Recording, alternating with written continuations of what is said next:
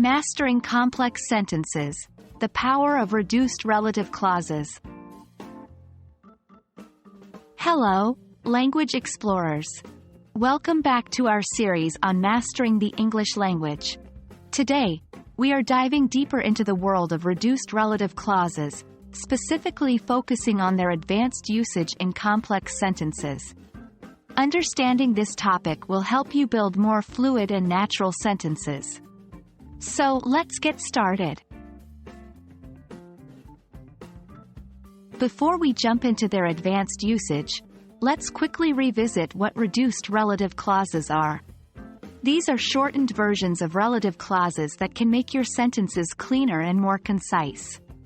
Instead of saying, "The man who is standing there is my brother," with a reduced relative clause, we say, "The man standing there is my brother." Notice how the second sentence flows better. That's the beauty of reduced relative clauses. Now, let's take a look at how we can use reduced relative clauses in complex sentences. Complex sentences are sentences that have more than one clause, which means they have more than one subject or verb. By using reduced relative clauses, we can efficiently connect these clauses and eliminate any unnecessary words. Here's an example. Without reducing, the woman who is wearing a blue dress, who is also the CEO of the company, is giving a speech. With reducing, the woman wearing a blue dress, also the company's CEO, is giving a speech. In the second sentence, we've reduced the relative clauses, resulting in a more streamlined and elegant sentence. To solidify our understanding, let's try some practice exercises. 1.